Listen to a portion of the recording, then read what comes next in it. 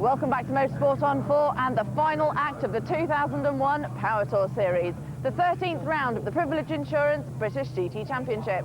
Now, so far this season, we've had 5 overall victors in GTO and 3 in GT. Are we going to make that 4 with a surprise pole position of the Stealth? It's over to Ben and Martin.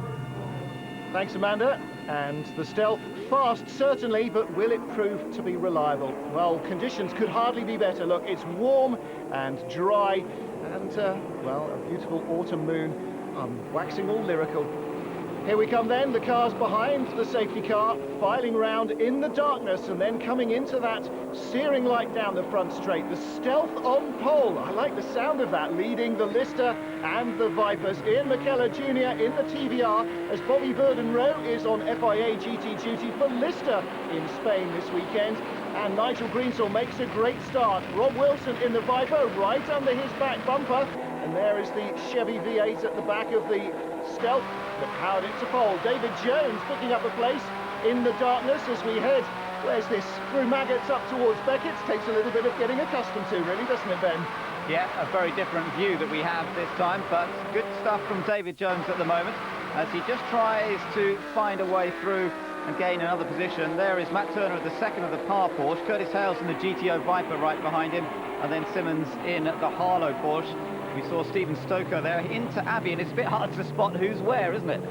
Certainly is, and if it's tough for us, it must be just as hard for the drivers. You can see the colours of the car in front of you, but using the mirrors, all you get is a blinding glare, particularly from the GT cars with their white headlights. The slightly kind of yellow lamps of the GTO cars make them easier to deal with and easier for the spectators to spot. There is Stoko.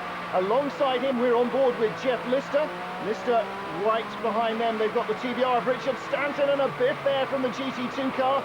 Stephen Stoko not being particularly gentlemanly about pushing his way through there. So that battle continues. Here comes the TVR, Ian McKellar Jr., Rob Wilson behind in the Viper. McKellar used to drive that car with Bobby Verden-Rowe last season, of course, when it was a brand new machine. And out front, the white Viper is chasing. Yes, it is chasing for the lead. Now, on the pit straight, you can actually see things here, courtesy of the bright lights. But look, very dark up by the apex of Copse, as we were hearing earlier on. And whoa, off into the gravel. Adam Simmons. Simmons. Now, you see, there's another problem. When you get off the race course, you have to try and find it again without being able to see anything through the side window. Well, there is the Stealth, and there is Xavier Pompidou in Hugh Chamberlain's second Viper. And Pompidou doing a great job. So too is Greensall. Both of these men series debutants in the British GT Championship and blowing away the opposition who've been racing here all year. Yeah, but they're both very talented drivers. Let's just watch Xavier Pompidou here, coming through Priory, now into Brooklands, chasing the Stealth. You can hear the blip on the down change and chasing well at the moment. There goes Rob Wilson coming through now. He's in 4th place, some 10 seconds behind Ian McKellar. Sounds strange, sounds like he's struggling to find the gears there. He's flipping the throttle all the way, loses a place to Dave Warnock as the Lister eases through. So Wilson drops to 5th place, and I wouldn't be surprised to see him in the pits before long. Second in GTO, Rob Bath in the TVR Tuscanara. His lights have gone off. Right behind Marino Franchitti leading the class, and look at that, he can't see a single thing, no assistance at all, and even following the car in front won't show him very much. With Jeff Lister going past the stricken car, chasing Stephen Stoko still, so Lister picks up a GTO place. Now, what can he do about this? And don't forget, nobody will be able to see his car either until they're right on him and they see some reflection. Oh dear, Martin Short knows something's wrong. The car has not come round behind Franchitti's Porsche. Oh, right, he's got some rear lights, and that may be a real lifesaver now. He's got it fired up. Away he goes. He has headlights again. Wow, that must have been a scary moment. Oh dear, oh dear. They're flickering on and off. Something wrong in the electrical system there, no question about that. Dear, oh dear, trouble for them. But here come the race leaders, about to put a lap on the Quaife. It can see where it's going and stays out of the way. Nigel Greensall with Xavier Pompidou biting the back of the Stealth. He's so close to it. Really aggressive here. And Greensall, the leader, well, he's raced many times in the Daytona 24 Hours, so darkness doesn't hold any fears for him. He's doing a good job at the moment, and this V8-powered Stealth really showing a handy pair of heels to the Viper at the moment. And what about the regulars in the series? They don't seem to be able to keep up with these two. It's great to have some new faces and new cars featuring at the front. It looks different and it sounds different too, with a big grumbling V8 ahead of the rumbling V10. But think about races we've seen earlier in the year, Ben. These guys going off at such a speed. Are they in danger of damaging their tyres? Perhaps that's why the others are pacing themselves a little more. Now we see Richard Stanton go through. Right behind him, Jeff Lister in a battle with Sean Balfe, and trying to get down the inside there, doesn't quite make it. So these two Porsches still battling in the GTO class. Jeff Lister driving the car, normally driven by Tim Sugden and Paul Matfield. Sugden, like Bobby Verdenroe, racing at Jarama in Spain in the FIA series, and I think that may be the end of the race for the Speed 6. Well, he's got lights on again now as he comes to the pit wall, but Martin Short offering some advice. He, after all, is the guy who builds this car. It does look as though it's all over for them. It's a great shame. They've had some tremendous battles with Kelvin Burst and Marino Franchitti this year in that GTO class. And you know what? They'll have it back in the workshop on Monday, and it'll be the tiniest little loose wire that has ruined an entire week or two of preparation for this final race of the season. So frustrating and all. Stephen Stoko spins out in the GT2 car. Well, everybody will know where he is because he's facing the wrong way and they'll see the headlamps. Luckily, he backs it out towards the gravel, gets going again. Richard Stanton now the sole remaining TVR Tuscanaar. Yeah, he's chasing Curtis Hales. Turner is just ahead as well.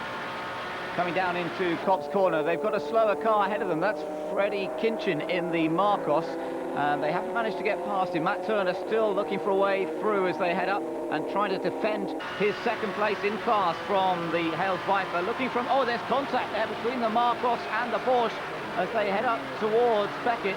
And he now gets out of the way, Freddie Kinchin, or does he? Ooh, he almost shut the door again then on Richard Stanton.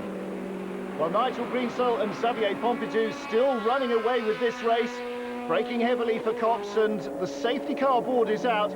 Now they will have to make very certain that the safety car has got lots and lots of lights on, otherwise we may find drivers running into the back of unexpectedly slowing cars. Now it looks like Martin Short actually does want to get out in that TVR that's sitting by the pit wall. That's the reason that the safety car is out, and he wants to get back into this race. Meanwhile, Ian McKellar's coming in. Well, McKellar, seeing the pit stop window is open and there is a yellow flag caution, has come in to make the best use of that. I'm not sure that Martin Short can actually get out onto the racetrack and swap drivers. Certainly that won't count as their compulsory pit stop, so they will have to come in again. I'm not really sure what he's thinking of. Anyway, McKellar comes to a halt. Michael Caine will get in. This gives them a chance to make a less than normal pressurised pit stop, and in comes the Lister 2 as well. Good thinking by them. Yes, making good use of this safety car period. You know, this could really hurt the top two cars, the Stealth and that White Viper, who have not come in under this safety car period, and perhaps that shows a little bit of inexperience of those teams. Great getaway from Mike Jordan. He's got away in front of Michael Caine. Yeah, another fabulous Lister pit stop. Here is the GT Viper, the first of the Chamberlain cars. Tim Harvey now at the helm of that one. Dave, hard work out there? It's dark. It's very dark.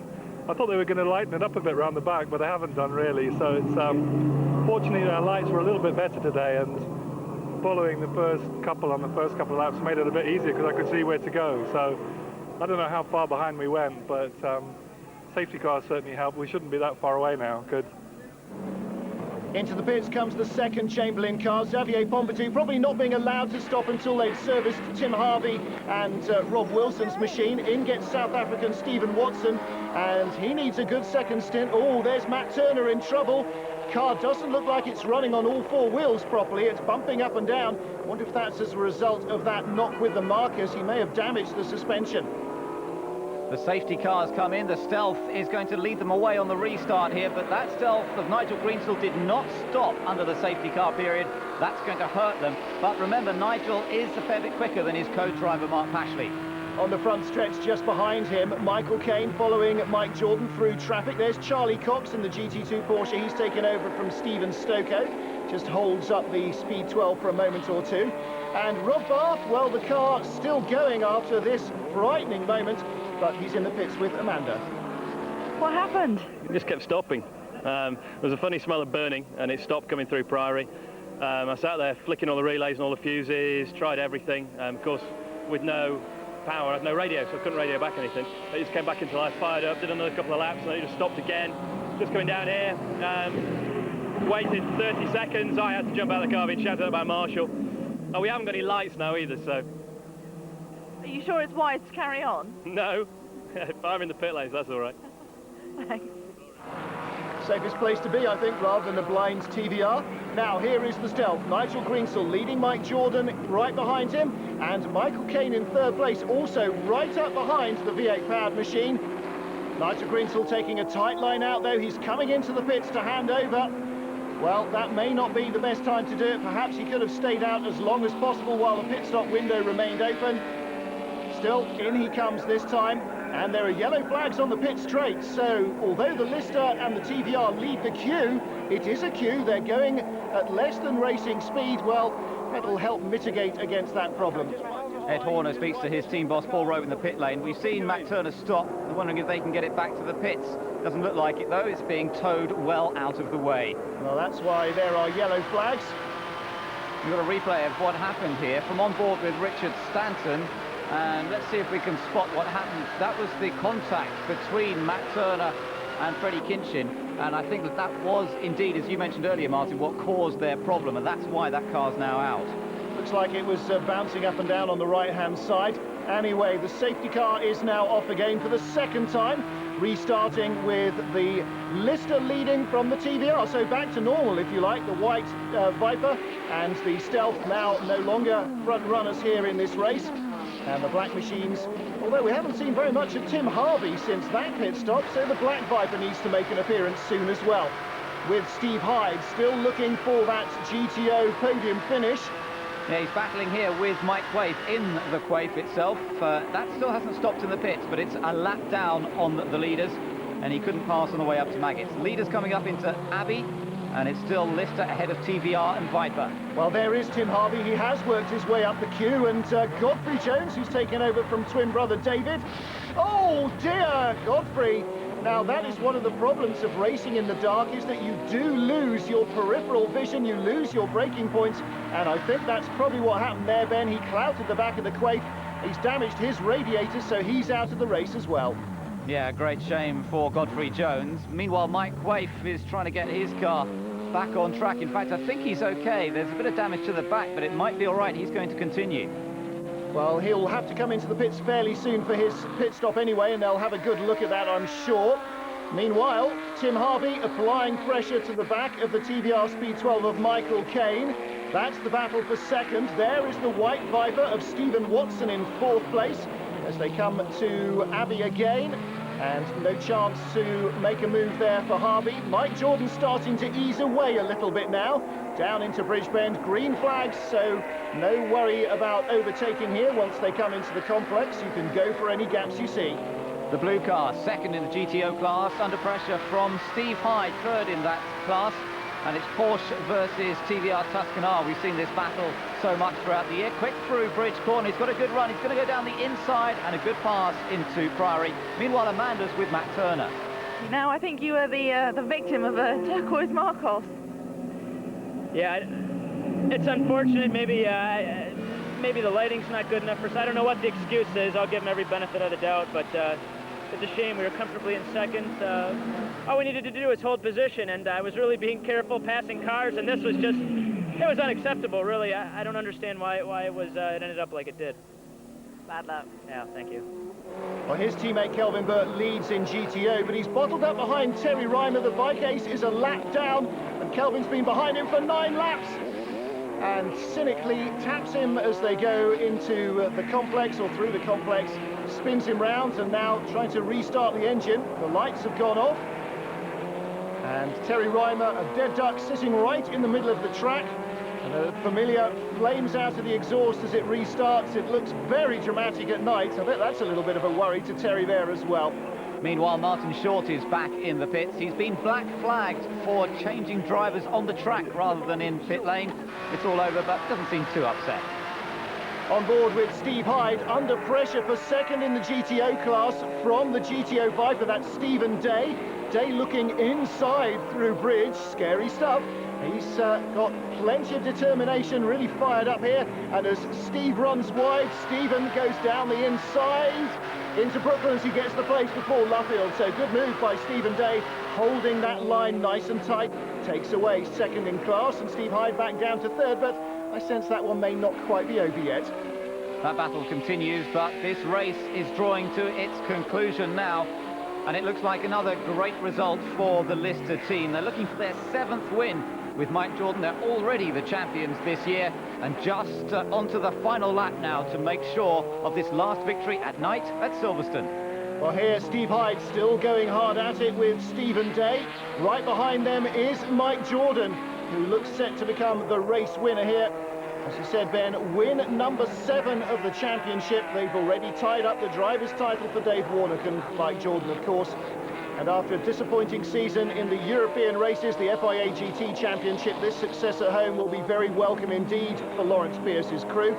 11 seconds up on the TVR. Mike Jordan won't bother himself trying to get into this GTO battle. Out of the last corner, Steve Hyde still chasing Stephen Day.